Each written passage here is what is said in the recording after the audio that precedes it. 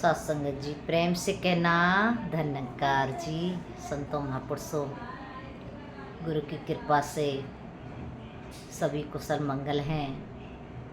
दातार कृपा करे सभी के परिवार में खुशियां बनी रहें, क्योंकि सद्गुरु हमेशा खुशियां ही बांटते हैं और खुशियों के साथ ही भक्त अपने जीवन को जीते हैं। वैसे तो जीवन में बहुत उतार चढ़ाव भी आते हैं, लेकिन इनकी शक्ति भी सद्गुरु ही देता है। जीवन में उतार चढ़ाव जब आते हैं तो कहते हैं, जब जीवन में कहीं उतार चढ़ाव आए तो हमने अपने भक्ति को बढ़ा देना चाहिए, सेवा सुमरन सत्संग बढ़ा देना चाहिए।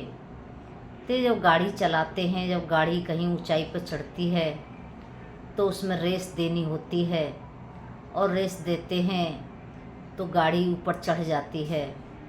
ऐसे ही जब जीवन में कोई उतार चढ़ाव आता है तो फिर सेवा सुमरन सत्संग के सहारे वो सहज में ही पार हो जाते हैं, क्योंकि सत्संगत इंसान का जीवन है।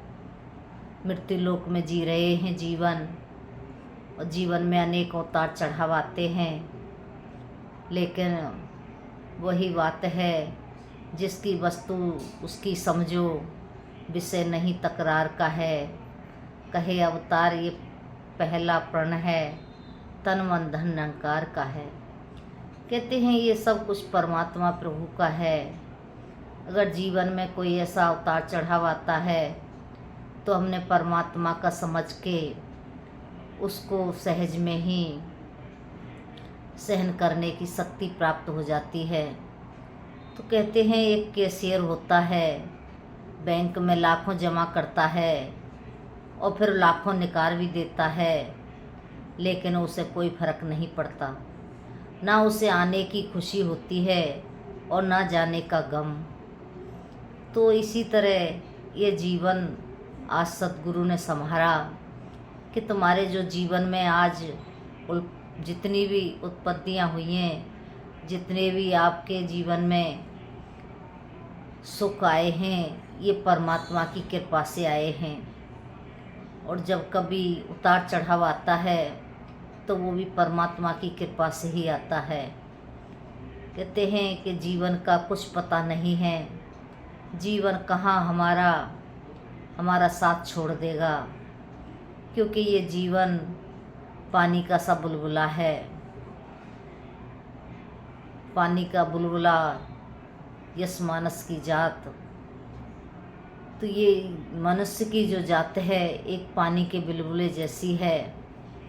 तो इसीलिए संत महात्मा समझाते हैं, धरा पे धरा का धरा ही रह जाएगा, ना कोई कुछ लाया है ना कुछ कोई ले जाएगा। कि संसार में सब संसार में ही रह जाएगा। जो भी हमने यहाँ से प्राप्त किया है वो सब यहीं रह जाना है, रुक जाना है। तो हमारे साथ इस भक्ति ने जाना है, इस ज्ञान ने जाना है। इसलिए हमने इस ज्ञान को अपने जीवन में प्रकट करना है। संतों महापुरुषों कहते हैं, भक्ति को अपनी को इतना गाढ़ी करो जिसमें कुछ और न मिल पाए, कि जीवन में कहीं कभी अनेकों प्रकार के कष्ट या सुख ये शामिल रहते हैं, धूप छाँव की तरह। लेकिन हमारा जो जीवन है ये परमात्मा ने दिया है, और यहाँ जो भी आता है वो अपने जीवन का, कहते हैं जन्म बाद में इंसान लेता है, पहले उसके कर्म लिख जाते हैं कि उसके जीवन में क्या होना है, कब होना है, कैसे होना है। तो ये तो होना ही होना है। तो एक बार बात चल रही थी, एक महात्मा कहने लगे कि जब होना ही है तो फिर भक्ति क्यों करना है। तो भक्ति तो इसलिए करना है संतों महापुरुषों कि हमें उसको सहन करने की शक्ति मिले, उसको अपने जीवन को कल्याण कर सकें।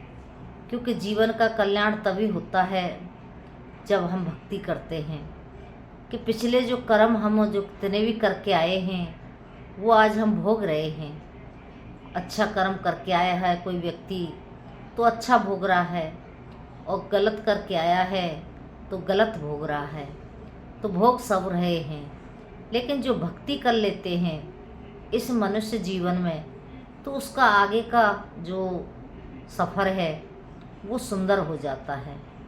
वो अपने आप ही एक परमात्मा के मार्ग पर चल कर के एक अच्छे से उसके जीवन का सुधार हो जाता है, उसकी आत्मा का कल्याण हो जाता है जब वो भक्ति करता है। कहते हैं कि भक्ति करने के बाद क्या मिलेगा, कि भक्ति करने के बाद हमको मुक्ति मिलेगी।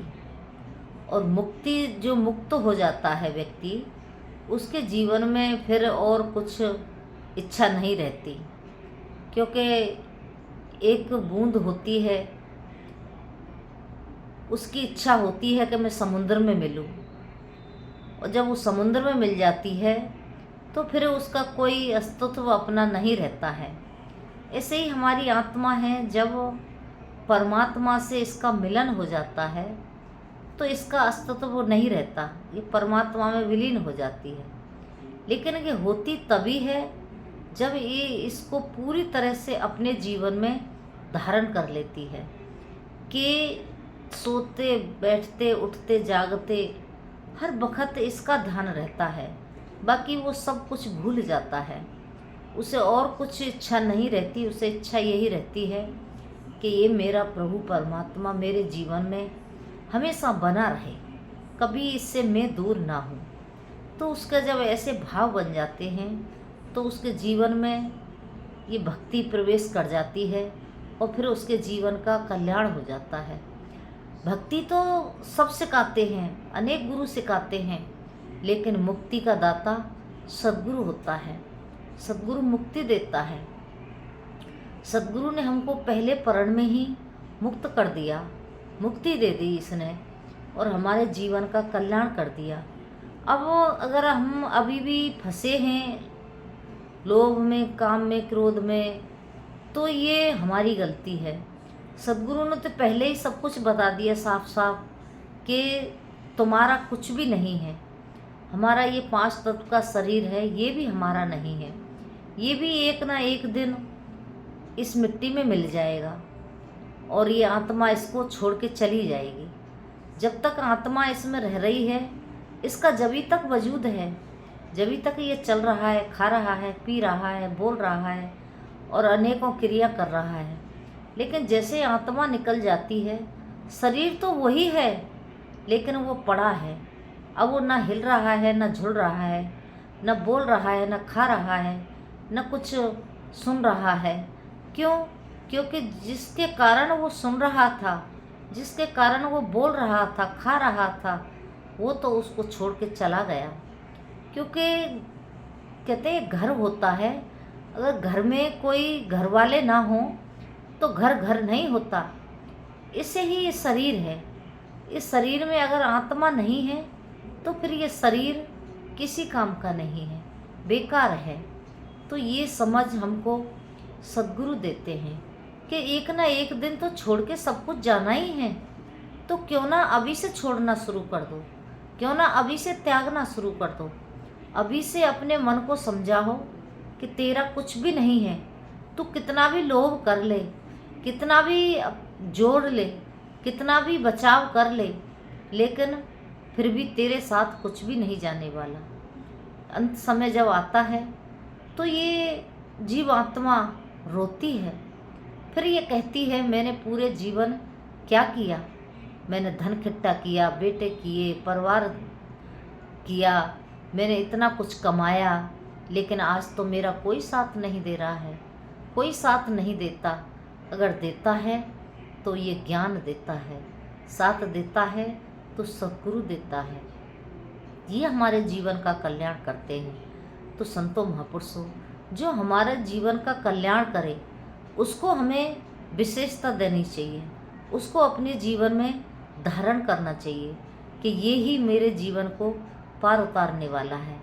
तो सद्गुरु जब हमारे जीवन का कल्याण करने वाले हैं तो क्यों ना फिर हमको सद्गुरु की ही बात पे हमें चलना चाहिए, सद्गुरु के ज्ञान पे चलना चाहिए।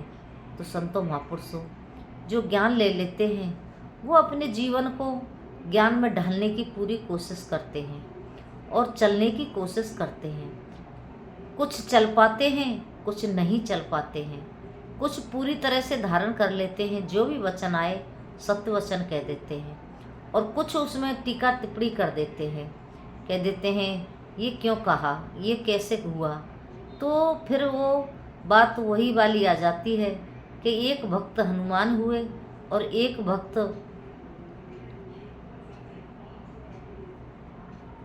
ये क्या नाम था अर्जुन हुए। तो दोनों में जमीन आसमान का फर्क है कि हनुमान जी ने कभी भी किंतु परंतु नहीं की, कभी भी अपने गुरु पर शंका नहीं की, कभी भी अपने परमात्मा पर शंका नहीं की। इसलिए उन्होंने पूरी तरह से सत्य वचन किया। जो भी श्री रामचंद्र जी महाराज का हुक्म आया उसको सत्य वचन कह के माना, और अपने प्रभु को खुश करने के लिए उन्होंने अनेकों प्रकारों से भक्ति की। तो वो आज पूजे जाते हैं, आज उनकी बंदगी होती है संसार में। लेकिन अर्जुन थे, अर्जुन भी भक्त थे, लेकिन अर्जुन ने अनेकों किंतु परंतु लगाई, अनेकों के ऐसा क्यों, ये कैसे हो सकता है, वो अनेकों उन्होंने प्रश्न किए। तो जब भक्ति में प्रश्न आ जाता है तो फिर वो भक्ति पूर्ण नहीं हो पाती। अगर पूर्ण करनी है तो हमने फिर कोई शंका नहीं करनी है। गुरु दिन को दिन कहे, रात कहे तो रात ही मानो।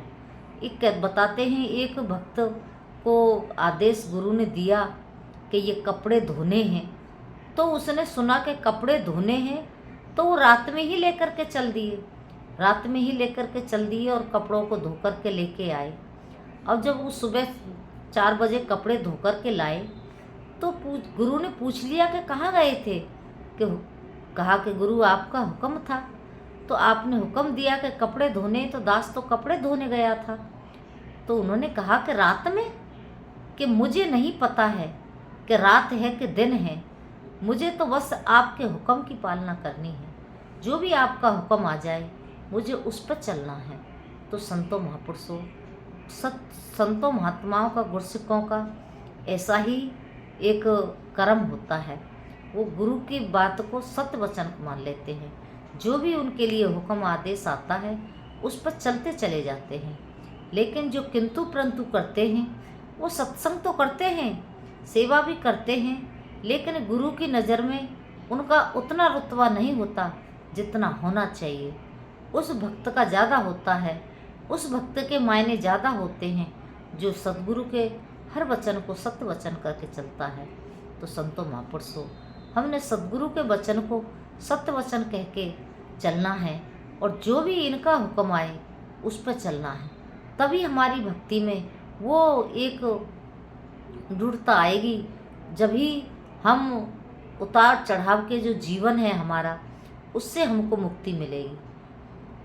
तो फिर ये भक्ति हमारे जीवन में सुख देगी, हमको आनंद देगी।